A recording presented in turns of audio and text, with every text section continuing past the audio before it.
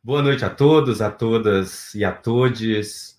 Eu estou muito feliz de estar aqui, mais uma vez, de estar em Montes Claros, mesmo que virtualmente. Eu sou de Montes Claros, estudei na Unimontes, fui professor da Unimontes durante 7 anos e sempre fico muito feliz de retornar à minha casa, de retornar a essa universidade, de poder contribuir com os projetos que vêm acontecendo, com a área de música, com a instituição como um todo.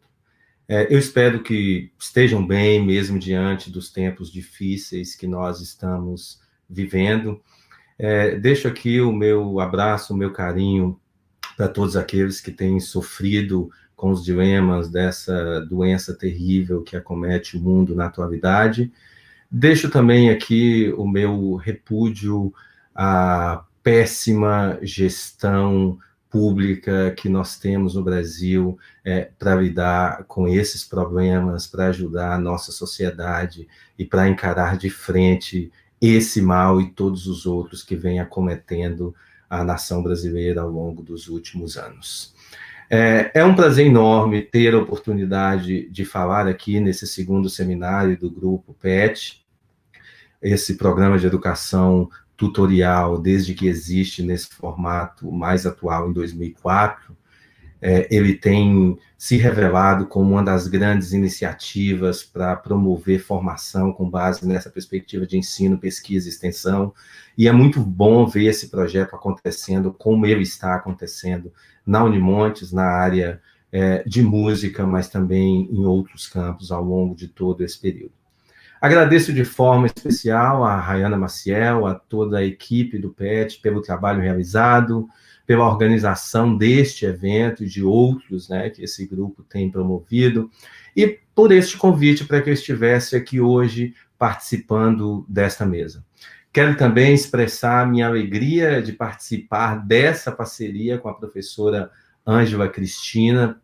É a primeira oportunidade que a gente tem de trabalhar juntos, e eu fico muito feliz de poder ter, antes dessa minha abordagem, uma exposição tão bem feita acerca dessas teorias que dão base para o pensamento decolonial na atualidade, e com isso eu vou buscar criar articulações entre todo esse debate que ela fez de forma fundamentada, com bases epistemológicas muito consistentes, para a gente pensar realidades específicas do campo da música, buscando, inclusive, incorporar essas questões e essa última questão que ela deixou de forma mais veemente para a gente pensar a nossa realidade na área de música.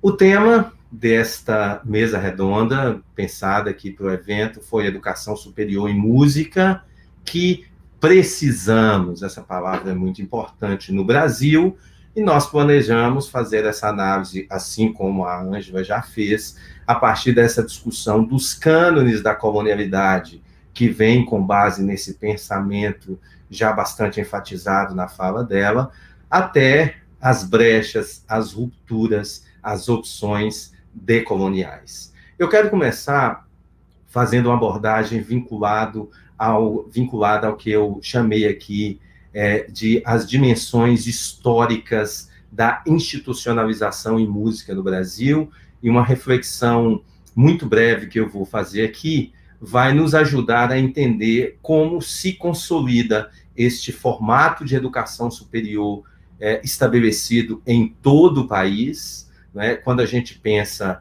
a dimensão e a diversidade que caracteriza o Brasil, o fato de a gente ter um modelo estabelecido de educação superior já evidencia muito explicitamente que nós temos um problema. Como é possível um curso no Rio Grande do Sul seguir os mesmos princípios, as mesmas bases e o mesmo modelo de estruturação curricular de um curso oferecido em Roraima? Então, essas são questões que permeiam toda uma construção histórica ao longo de mais de 500 anos, que fez com que nós uniformizássemos o processo de institucionalização e de ensino formal da música. Onde é que isso começa? Eu vou fazer uma reflexão aqui, com base numa análise que eu fiz dialógica num texto recente, com o samba da Escola de Samba Mangueira, o Samba Enredo da Mangueira de 2019, quando a Mangueira foi, inclusive, campeã do Carnaval. Em uma das frases, das muitas frases brilhantes, o samba diz: Brasil, meu negro, deixa eu te contar a história que a história não conta. Isso no campo da música é demasiadamente forte, porque muitas das muitas histórias, das muitas músicas, nunca foram contadas. Primeiro reflexo disso, é comum em textos mais antigos, mas infelizmente também em textos atuais, de história da música e da educação musical no Brasil, a informação de que a educação musical começa com os jesuítas, o que já é, por si só, uma definição bastante centrada nos canos da colonialidade em música. A educação musical que começa, que se institucionaliza a partir de um conjunto de ações no Brasil colônia, entre elas as missões jesuítas, é a educação musical europeia, porque desde que existe gente, desde que existem práticas culturais, existem processos e práticas de transmissão musical. Portanto, existe educação musical sob outros conceitos, sob outros pontos de vista, mas não uma educação musical que se vincula ao molde consolidado a partir desse projeto de modernidade estabelecido como ordem mundial, como bem destacou a professora Ângela, a partir de 1500, com a descoberta, a gente poderia dizer, com a invasão da América Latina. Os padres jesuítas que estiveram no Brasil entre 1549 e 1759, os padres e as missões franciscanas, entre muitas outras, estabeleceram, de fato, princípios que estão na base da educação institucional do Brasil, porque eles trouxeram, com foco nas missões religiosas, estratégias de catequização que tinham a música como principal referência, e sabíamos nós que, desde antes de 1500, mas sobretudo a partir de, a Igreja Católica teve um peso muito grande na construção musical que ascendeu sobre o mundo com a referência de música universal.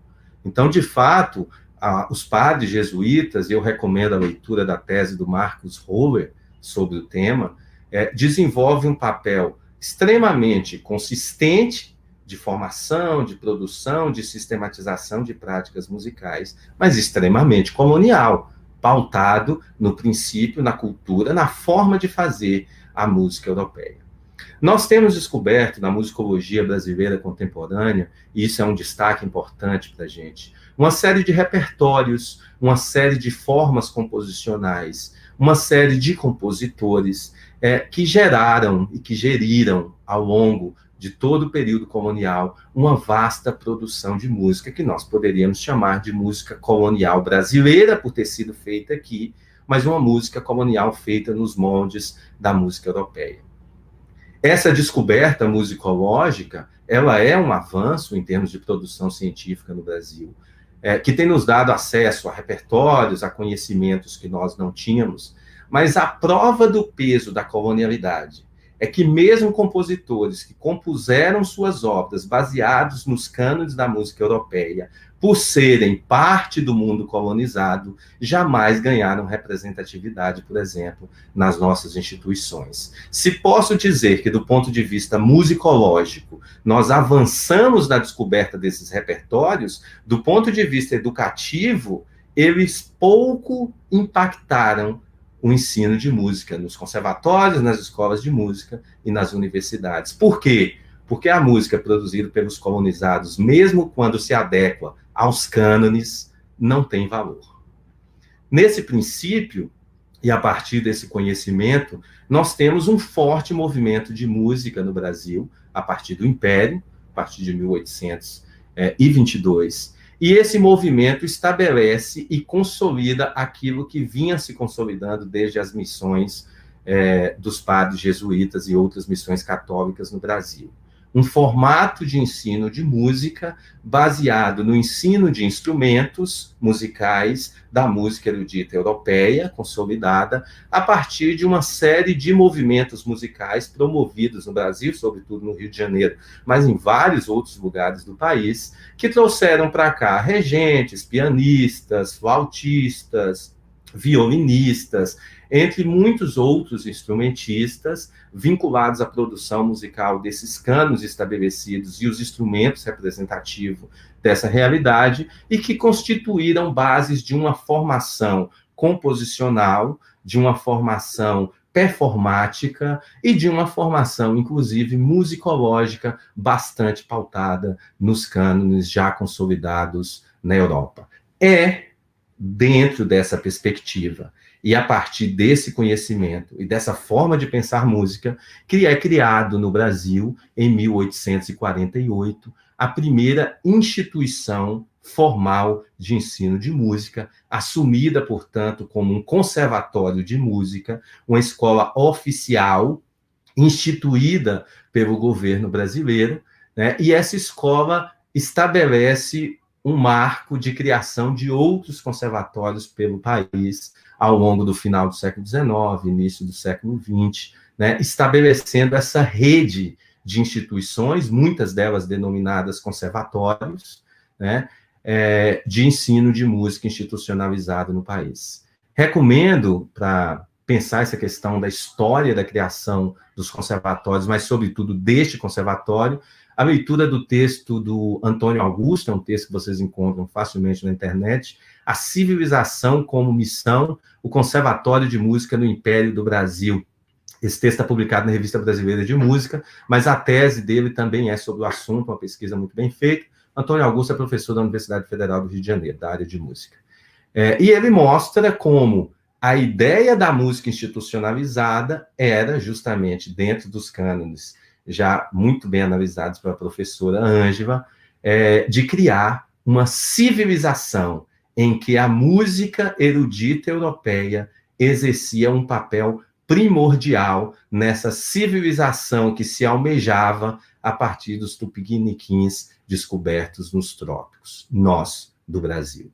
É a partir desse modelo, então, que nós temos a proliferação de conservatórios em várias regiões, em vários estados brasileiros, e esses conservatórios e essas escolas se tornam modelos referenciais para todo o processo de institucionalização da música que a gente assiste nos anos seguintes. Passado o século XIX, começado o século XX, e os conservatórios tendo ganhado projeção no Brasil, o passo seguinte à criação dos conservatórios foi a inserção da música no ensino superior, fenômeno que é desencadeado, mesmo que de forma embrionária, a partir da década de 1930 no país.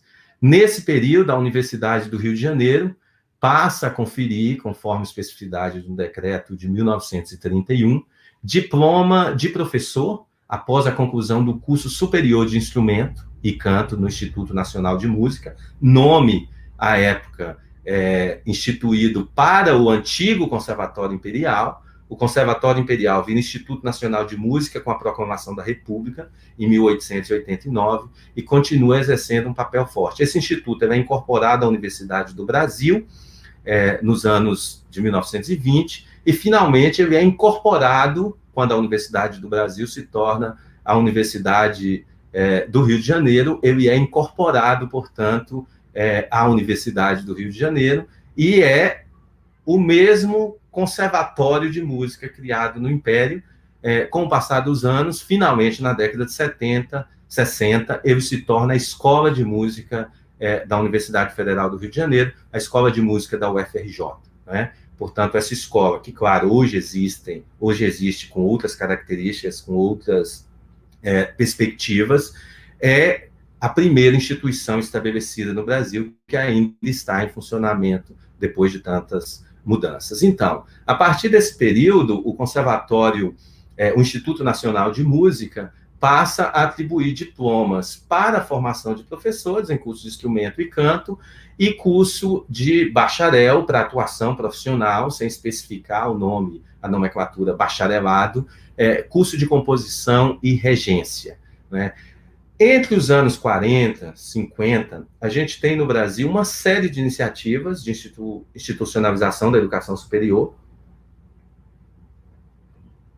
Por exemplo, na Paraíba, com a legitimação, né, de uma espécie de matrizes, como uma espécie de, na verdade, representantes do canto orfeônico já estabelecido na época no Rio de Janeiro, e, por exemplo, o Instituto de Canto Orfeônico, estabelecido em vários lugares do Brasil, puderam legitimar uma formação em nível superior para que pessoas que tivessem um treinamento em canto orfeônico pudessem desenvolver atividades de ensino de música.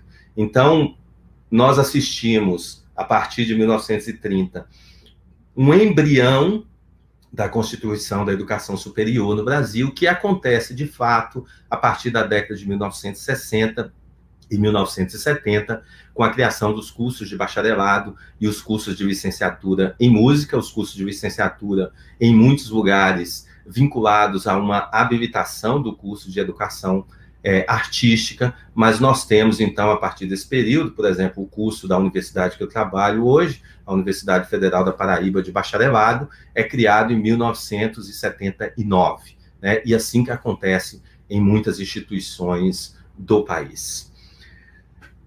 Essa história, tendo se consolidado e criado diversos conflitos, que eu não vou analisar aqui, mas toda essa conjuntura que eu busquei sinteticamente resumir aqui, ela está publicada em diversos trabalhos diferentes, que vocês podem acessar aí na internet sem muitos problemas, né?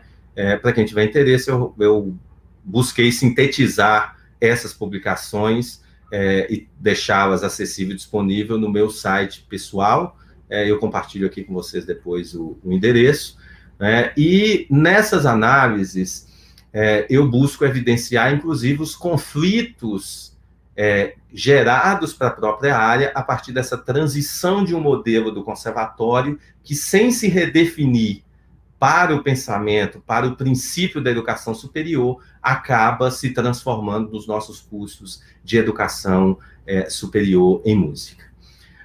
Eu quero agora fazer um salto nessa minha análise para pensar sobre princípios gerais que fundamentam o que eu vou chamar de uma mudança paradigmática para a educação superior no século XXI, e que estão delineados de forma explícita em um documento bastante conhecido hoje, que é a Declaração Mundial sobre a Educação Superior no século XXI, um documento publicado pela Unesco, com todas as restrições que a gente tem que ter para analisar as ações e as diretrizes desses órgãos multilaterais, né? Esse documento ele emerge de uma série de debates realizados na Conferência Mundial sobre Educação Superior da Unesco, realizada em Paris, na sede da Unesco, e essa Conferência Mundial sobre Educação Superior estabelecia ali, em 1998, né, que acaba se trazendo perspectivas que acabam se materializando explicitamente nesse documento, a Declaração Mundial,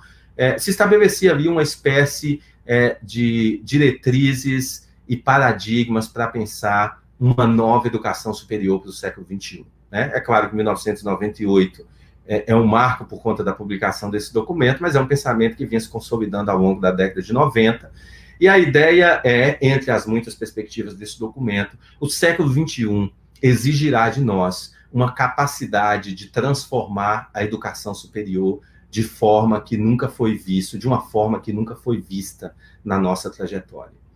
As demandas passam pelo reconhecimento de que a educação superior tem o poder de transformação e diminuição do grande buraco, do gap entre os países pobres e os países ricos, portanto, nessa visão bastante mercadológica, mas me chama a atenção uma outra parte, uma outra tendência do documento, que ele diz, empreendendo mudanças vinculadas às dimensões da espiritualidade e da diversidade humana. Portanto, é preciso uma educação superior para a diversidade, para as diferenças, para a valorização de uma outrificação do mundo incorporando elementos vinculados ao que a professora Ângela definiu, que está muito melhor definido do que a própria definição da Unesco de interculturalidade. Né? Uma ideia que transcenda aqueles princípios do multiculturalismo, da multiculturalidade, bastante trabalhados, né, a partir da década de 70, em que a gente reconhece que tem uma diversidade de culturas, mas pouco faz ou nada faz para criar, de fato, propostas interativas em que todas essas culturas falem, se expressem, dialoguem e participem da criação de uma nova ordem mundial, criando, de fato, um princípio de uma sociedade democrática e coletiva em que todos nós temos o direito de falar e de ser ouvidos. Esse princípio ele é bastante importante, mas é um princípio ainda hoje pouco entendido, inclusive na Declaração da Diversidade, do Direito à Diversidade Cultural da Unesco, por essa tendência forte que sempre que se fala em ascensão das minorias, em debate da ordem social, parecer que se está falando de um conflito ou da promoção de um confronto que a sociedade não precisa. A nossa sociedade precisa desse conflito e precisa desse confronto, e entre os muitos filósofos, antropólogos, estudiosos diversos que declararam a necessidade da gente estabelecer um princípio de ordem social pautado no conflito, na diferença e na voz e no reequilíbrio social, eu quero citar, na verdade, o Marcelo Yuca, do Rapa, que diz: paz sem voz não é paz, é medo. E essa paz eu não quero ter. De falar o que os outros querem, de expressar o que os outros querem, e esses outros pautados em todos esses cânones estabelecidos, para que a gente viva numa sociedade de paz aparente, em que alguns sofrem e os outros têm privilégio, em que alguns falam e os outros obedecem, em que alguns decidem e todos os outros seguem. Esse princípio de uma educação superior com esse espírito, ele nasce no século XXI como uma espécie de nova retomada dessa realidade, a partir das minhas análises, mas aí surge a questão, e dentro dessa cena, qual é a atual realidade da educação superior em música? O que temos hoje nos cursos de bacharelado e licenciatura em música, e nessa análise da educação superior que eu vou fazer aqui, eu vou ficar com os cursos de graduação, bacharelado e licenciatura. A análise da pós-graduação exigiria outros tipos de reflexões e outros tipos de dados. Nessa conjuntura, eu quero destacar o peso forte da colonialidade, que ainda hoje, nesse novo panorama, é extremamente dominante na educação superior em música que nós tecemos. A história da música, chamada universal, que se estabelece, se vocês olharem para relação de datas, a partir da ascensão da modernidade, a ascensão da modernidade sobre o mundo se dá a partir de 1600. Quando é que começa a história da música contada nos livros de forma veemente e de forma mais poderosa? Exatamente a partir do século XVI. Isso quer dizer, a partir do Renascimento. Isso quer dizer, a partir de 1500. Isso quer dizer, a partir do momento que a Europa toma o mundo e estabelece uma nova ordem social, uma nova ordem mundial e uma nova ordem musical. E é essa ordem musical que é perpetuada e consolidada no ensino. Então, nós temos um ensino de música, desde então, pautado, e ainda hoje é assim na maioria das universidades. Eu não conheço a reforma curricular atual do curso de música da Unimontes, e sei que teve muitos avanços pelas conversas que eu já tive com Rayana e com outros colegas, mas eu vou dizer, sem medo de errar, que ela continua seguindo uma vertente que está estabelecida em todo o Brasil. Currículos que seguem uma sequência histórica e uma sequência teórica, essa teoria aqui entendida como gramatical musical. Você tem a sequência da história da música, que vai da Ars Nova, da Ars Antiqua, para o Renascimento, Barroco, Clássico, Romântico. Depois daí a gente começa a chamar de música contemporânea, né? Com algumas delimitações. E você tem uma sequência teórica que tomam as aulas de percepção, de análise, de harmonia, de estruturação da música, que serve para construir as bases estético-estruturais que se alinham a esse conto histórico. Ou seja, nós nos enganamos quando tendemos a afirmar que os cursos de música no Brasil estão muito fortemente vinculados ao ensino de instrumento. Portanto, eles têm uma base muito forte na performance. Eles têm uma ênfase na performance, mas mesmo a performance, ela é obediente a esse modelo. Você tece cânones de formação em que a base histórica e a base teórica indicam, inclusive, a maneira como os professores conduzem o processo de formação performática, com exceções, né? Mas essas exceções representam uma quantidade muito pequena de iniciativas diante dessa lógica colonial. Isso quer dizer que o professor de violão, de piano, de fagote está preocupado que você comece a estudar os repertórios com alguma experiência da música antiga, com alguma experiência do Renascimento, com alguma experiência do Barroco, e assim por diante. A sequência histórica e a sequência teórica dominam os currículos de música no Brasil e em muitos lugares do mundo, com poucas exceções. Quem estabeleceu essa lógica e essa sequência? Foi a performance? Né? Durante muito tempo a ideia, sim, é porque a gente aprendeu, né, que essa é a música que precisa ser tocada, e por isso a gente definiu essa vertente. Na verdade, não.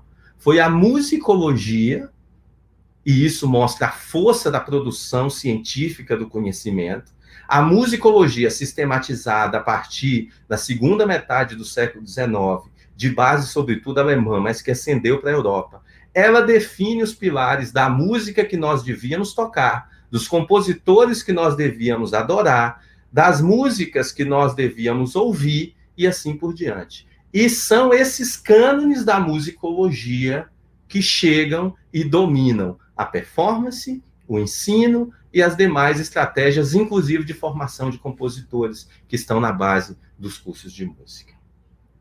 E agora eu queria pedir Clarinha para compartilhar com a gente aqui, então, os dados. Como está a nossa educação superior no Brasil hoje? Eu vou trazer dados aqui para vocês de uma pesquisa bastante recente, uma pesquisa concluída no que se refere aos dados que eu vou compartilhar com vocês, mas uma pesquisa ainda em andamento, porque eu tenho olhado para muitos outros dados e muitas outras análises. Eu sintetizei aqui o que eu quero compartilhar com vocês, Clarinha pode seguir adiante. Em 6 grandes gráficos, né, vinculados a essa nossa ideia da educação superior que nós precisamos, mas agora eu estou mostrando a educação superior que nós temos. Pode seguir, Clarinha. Desses 6 gráficos aqui, eu quero dar ênfase no primeiro. O que mostra o nosso primeiro gráfico? Como estão constituídos os saberes e conhecimentos que dominam ou que estão na base da educação superior. Se vocês olharem rapidamente para o gráfico, a gente vai ter aqui essa área azul, com 53%, vinculada ao que eu chamei aqui de música erudita / clássica, para usar 2 termos recorrentes.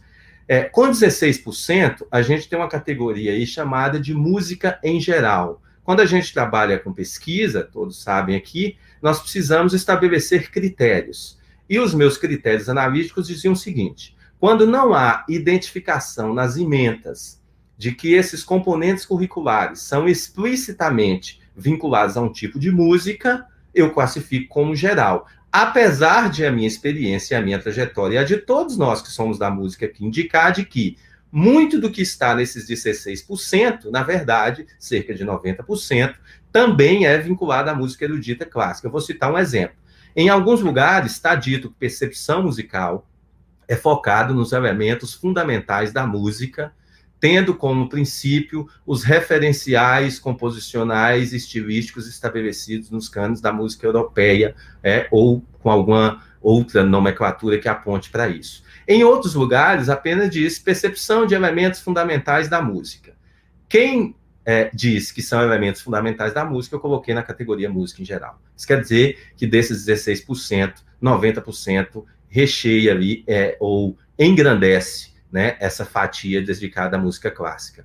E o mesmo acontece em muitos aspectos com o que está aí definido como educação musical, muito em função dos cursos de licenciatura, é o caso do curso de vocês na Unimontes, e de cursos que nós temos em todo o Cenário Nacional. Nós não temos bacharelado em todos os estados do Brasil, mas nós temos licenciaturas.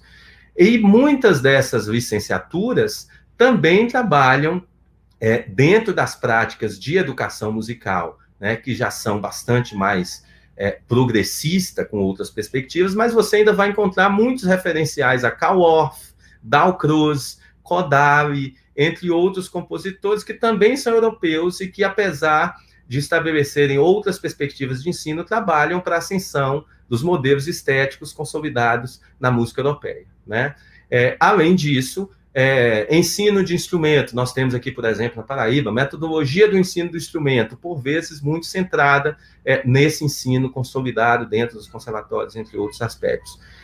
Por fim, para finalizar esse gráfico, eu quero destacar música popular, com o tamanho, a dimensão, a amplitude e todas as palavras para falar de intensidade que a música popular tem no Brasil. Ela representa 4% a brasileira dos nossos currículos. Isso inclui, né, essas universidades que estão analisadas aqui, são 20 das grandes universidades, muitas delas oferecem curso de música popular, o que não é o caso, por exemplo, da Unimontes e de várias outras universidades menores no Brasil. Isso quer dizer que, incluindo esses cursos, na realidade brasileira, isso chega a 4%, somados a 4% de música popular em geral, em que entra aí outras referências de música popular, como jazz, etc. E aí eu quero chamar a atenção, e dialoga bastante com o que a professora Ângela destacou, para o lugar da música afro-brasileira nos nossos currículos.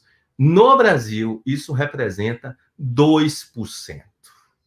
No mínimo, é um dado para a gente ter vergonha, mas há outros dados mais vergonhosos. Vamos adiante, Clarina. Aqui tem uma definição recente, né, de pesquisas recentes, publicado pela nossa pesquisa nacional por amostra de domicílios, que mostra a população de pretos pardos, né, isso é o que a gente define como a raça negra no Brasil, e pela primeira vez, essa pesquisa, ela trabalha com autodeclaração. Pela primeira vez, a gente teve, em 2018, e a partir disso, o número de negros, somando pretos e pardos, maior do que o número de brancos. A população está mais misturada, mas, sobretudo, a população está se reconhecendo mais, né? Essa totalidade, ou digamos, essa porcentagem, né, de 60% de pretos e pardos, mostra, então, que a grande maioria da população brasileira, né, estaria categorizada nessa categoria genérica e problemática que a gente chama de raça negra. Pode seguir, Clara.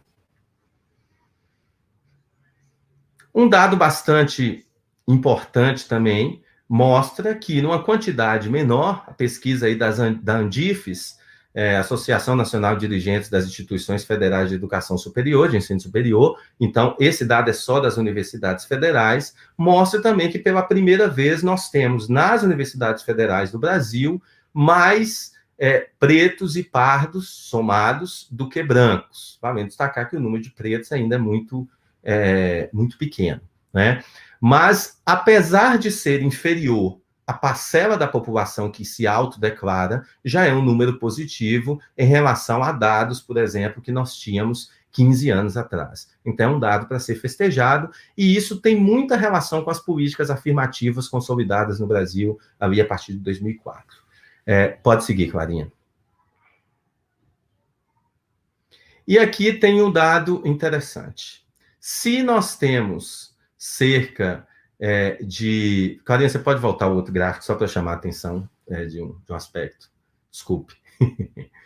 Ó, se nós temos cerca de 51% de pretos e pardos nas instituições em geral, nos cursos de graduação, olhem para o dado da música, né? Então, no geral, 48% de brancos. O dado da música mostra que 66% dos estudantes de música são brancos, apenas 6% pretos e 28% pardos. Isso quer dizer, a área de música é mais excludente do que a média geral de exclusão que acontece nos cursos de graduação no Brasil.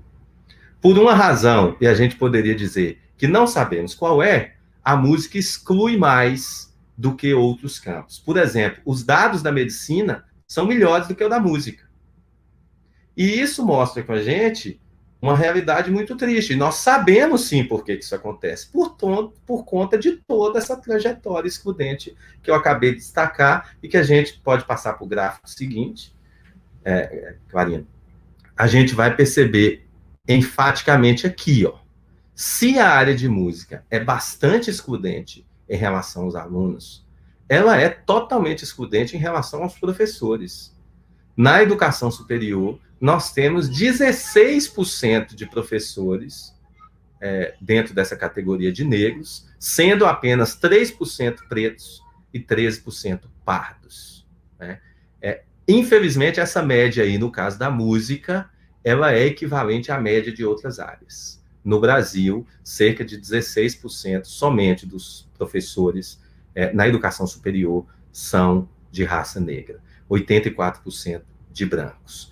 E aí, a grande questão é, nossa, que educação superior excludente, que educação superior que mantém fora dela, na área de música, a maioria da sociedade. E aí nós temos que fazer uma pergunta para nós, aqui e agora, sem poder respondê-la de forma imediata, mas que eu gostaria que todos nós pensássemos, e que tem muito a ver com as questões que foram deixadas pela professora Ângela. Nós queremos mudar esse quadro, e a gente tem que pensar se, da forma como está instituído os nossos currículos, nós queremos, porque seria cometer uma série de epistemicídios musicais e culturais, você trazer pessoas pretas e pardas para estudar em cursos que vão trabalhar para o branqueamento musical delas. Isso quer dizer, não adianta colocar essas pessoas dentro desse universo se for para manter essa forma baseado numa música branca, exclusivamente cristã, produzida e consolidada por homens dentro de uma lógica patriarcal. Uma mudança tem que estar vinculada à outra. E se esses números são excludentes, o que eu já destaquei que vem no gráfico seguinte é muito mais. Porque de todo o conhecimento musical nas 20 maiores instituições do Brasil, respeitando dentro desse critério de maiores as diferenças regionais, 4 de cada região, nós temos 2% de música vinculada ao que eu chamei aí de afro-brasileiro. Isso quer dizer que inclui pretos e pardos. Se a gente for para a relação pretos, isso diminui demais. Então a questão é, o que essa população vai fazer num curso de música? Se branquear culturalmente? Esse é um panorama que tem que ser mudado. É isso, Clarinha. Obrigado aí pelo gráfico.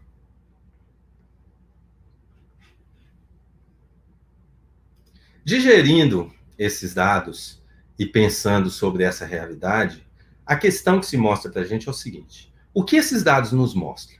Uma dominação estética, de repertório, de estratégias performáticas, entre outros aspectos? Sim, mas ora, música é muito mais do que as dimensões sonoras que caracterizam esse rico e diversificado fenômeno cultural. Temos, na musicologia, inclusive, na etnomusicologia, na educação musical, em todos os seus campos, incorporado cada vez mais essa ideia. Não há música sem cultura. O som, as dimensões estéticas são importantes, mas é uma dimensão física de algo que só ganha alma e vida quando se materializa no plano da cultura. Portanto, o que esses dados nos mostram é muito mais do que uma dominação estética que já seria absurda.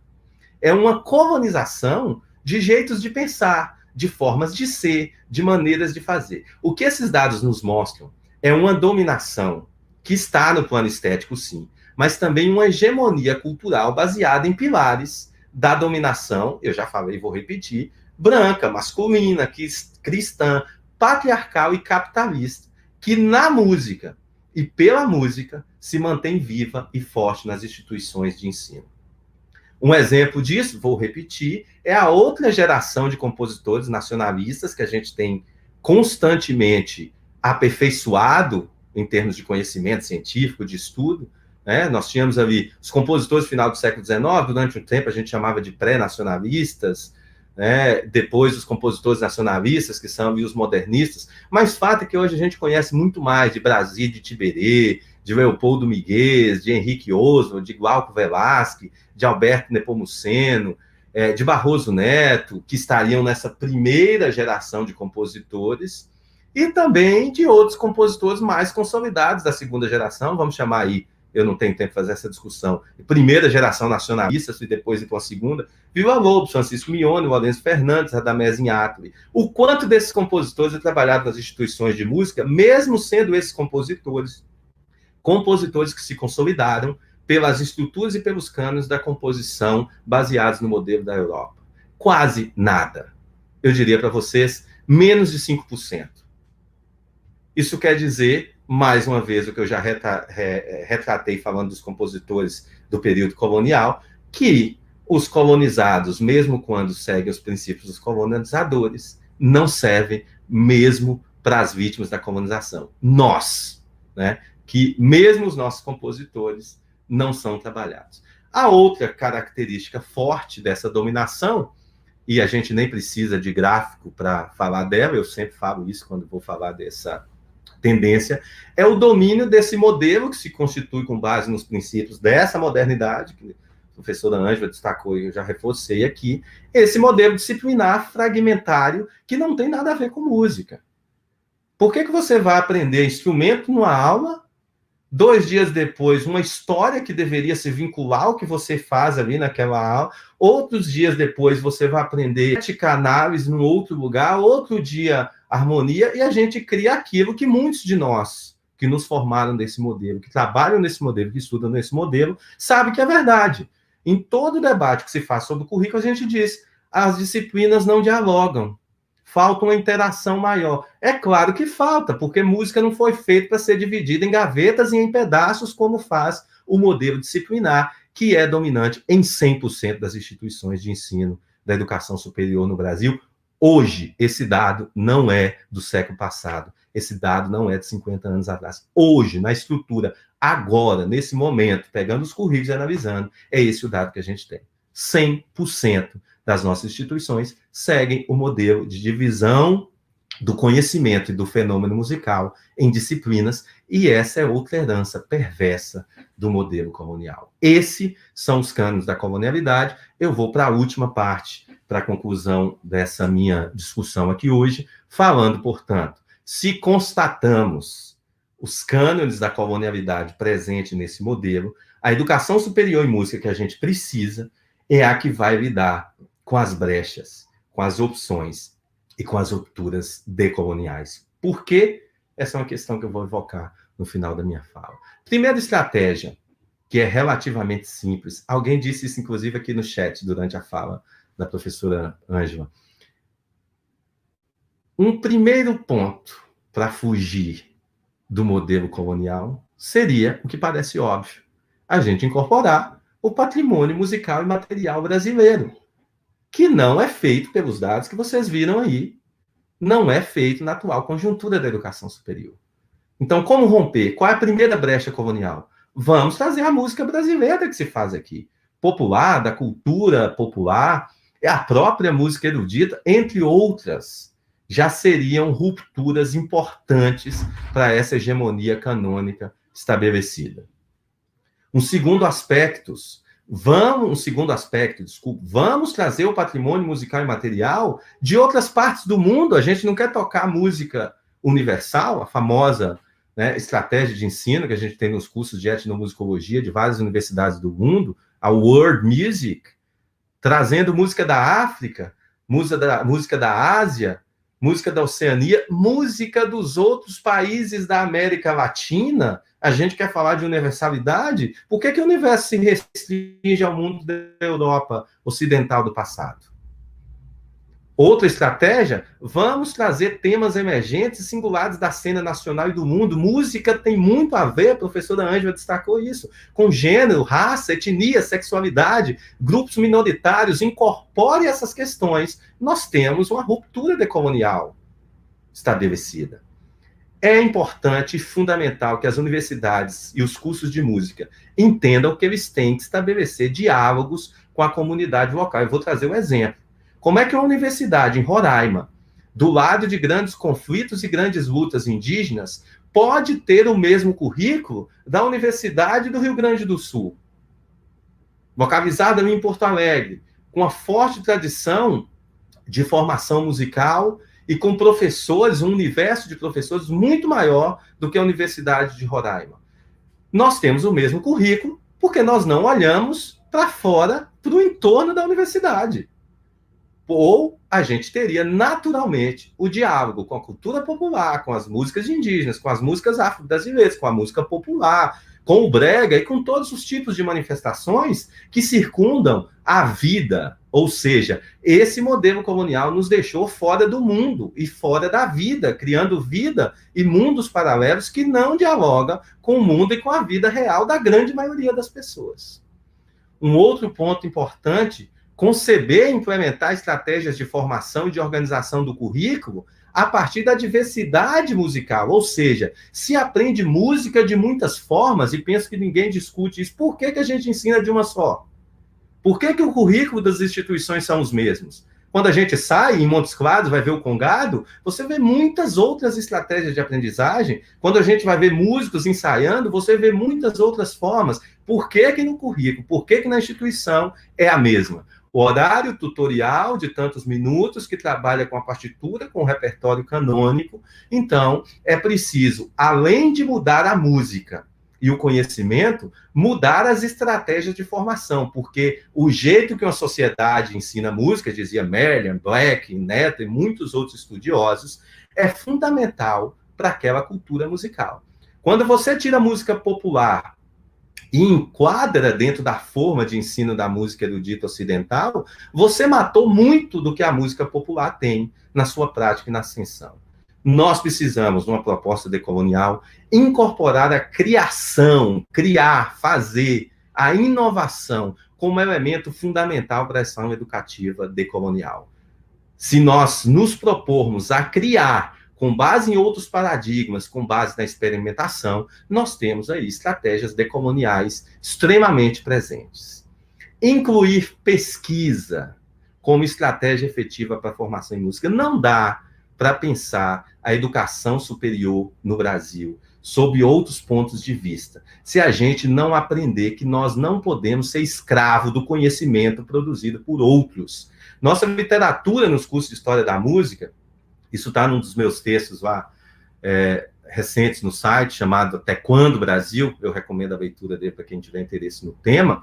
Nossa literatura de História da Música, nos projetos, nas ementas e nos planos de curso, o que a gente usa para ensinar a história da música é 98% produzido por estrangeiros para falar de música estrangeira.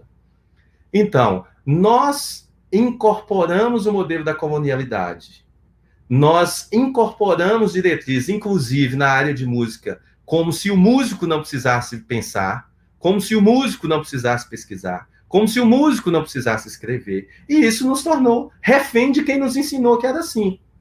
Olha, não pensa, copia os métodos, que a gente vai continuar vendendo. Não pensa, compra os livros, que a gente vai continuar pensando por você. E nessa lógica que você vê nos cursos de música no Brasil um conflito forte entre pesquisa e produção de conhecimento, entre teoria e prática, né? Uma distinção muito pautada nesse modelo de modernidade que não faz nenhum sentido para a gente, de fato, romper com essa hegemonia. E, por fim, nós precisamos de cursos de música, que pense música, que trabalhe música como um fenômeno complexo e amplo, que abrange ética e justiça social. Um curso de música no Brasil jamais poderá ser como um curso de música nos Estados Unidos, como um curso de música na Europa. porque a realidade brasileira, os dilemas sociais, as implicações para uma atuação ética que nós precisamos, são radicalmente diferentes. Mas enquanto a gente comprar os modelos, comprar os livros, comprar o pensamento e nos mantivermos refém desse modelo, nós continuaremos não só colonizados, como sendo defensores e mantenedores dessa colonização. Por fim, a pergunta que está implícita no tema dessa mesa é: qual é a educação superior em música que nós precisamos no Brasil? Nós precisamos de uma educação superior em música que assuma responsabilidades sociais, éticas e humanas que contribuam efetivamente para a construção de um mundo melhor. Isso não é absolutamente uma oposição a qualquer trabalho de formação estética, a qualquer trabalho de formação de seres humanos para se expressarem a partir de formas diferentes de fazer música. Nós precisamos de uma educação superior em música que incorpore e reconheça a nossa cultura e a nossa música como conhecimentos e saberes fundamentais da nossa identidade, do que somos, da nossa história, da nossa trajetória. E esses conhecimentos e saberes merecem e precisam ser incorporados ao universo institucional de ensino de música. Queremos que todas as músicas do mundo, lembrando Cândido, invadam as nossas casas, sejam sopradas sobre as nossas janelas. Mas nós queremos que as nossas continuem e estejam ali. E eu, com base em Gandhi, vou dizer, eu me recuso a abrir mão da minha por qualquer outra. Nós precisamos de uma educação superior que conecte, que se estabeleça, que dialogue com o mundo, com os seus dilemas, com as suas questões. Uma educação superior que trabalhe com os nossos estudantes músicas que eles possam usar nos mundos e nos universos de trabalho que existem na sociedade, que possam fazer com que os nossos estudantes assumam responsabilidades sociais. E essa constatação de um ensino de música equivocado, voltado para ele mesmo, ela é crescente no mundo inteiro, no Reino Unido, nos Estados Unidos. Nós formamos pessoas dentro de uma lógica de formação extremamente dura, extremamente sistemática, para que elas saiam dos nossos cursos e, em 96% dos casos, trabalhem com outras músicas em outros lugares. A formação radical para lidar com um repertório de altíssimo nível se tornou um fetiche que só existe nos cursos, sobretudo nos de bacharelado. E aí você vê quem estudou a vida inteira e passou durante o curso de bacharelado perpetuando o modelo de violoncelista da orquestra sinfônica, trabalhando em projetos sociais, trabalhando em ONGs, dando aula para criança, entre outros aspectos. Isso quer dizer, é um fetiche de formação que acaba no próprio processo de formação, fazendo com que as pessoas, e isso tem que ser fato na trajetória de cada um de nós, se redefinam e, em muitos casos, abandonem o mundo que lhes foi dado e apresentado, mas que não existe fora do mundo institucional. Não podemos mais perpetuar o ensino superior em música. Quem assistiu à palestra do professor Wayne Bowman na abertura dos encontros unificados regionais da ABEM, viu ele falar sobre isso. Quem já leu textos dele, de muitos outros autores também. Nós não podemos perpetuar o ensino de música centrado no treinamento musical, que em muitos casos nós poderíamos até chamar de adestramento musical, com base em modelos hegemônicos, excludentes e unilaterais de fazer e ensinar música. Nós podemos fazer essa travessia e construir a educação superior em música que nós precisamos, a educação superior em música decolonial que o mundo existe, a educação superior em música que o Brasil precisa. Sim, estamos lentamente caminhando em uma direção diferente. Isso é fato. Temos hoje cursos de música popular, com os dilemas e os problemas, mas eles existem. Isso não existia há 30 anos atrás, há 20 anos atrás existia um, hoje é uma realidade diferente.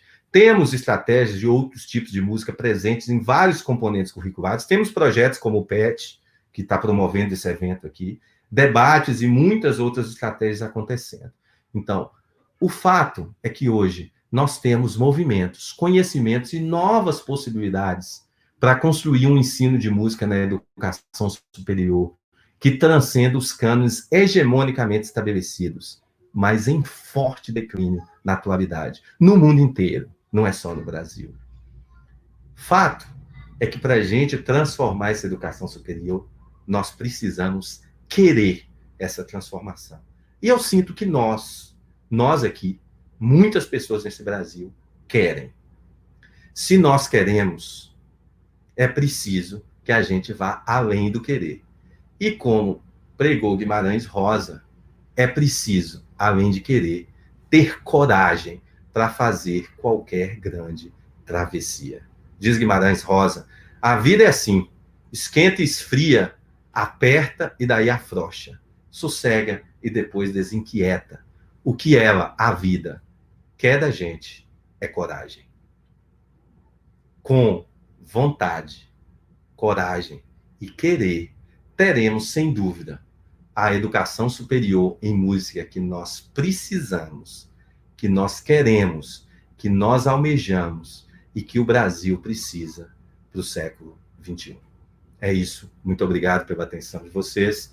Estou aberto a questionamentos, debates, entre outros aspectos. Obrigado, Rayana. Obrigado, professora Ângela. Obrigado, Clarinha, que está aqui nos bastidores nos ajudando.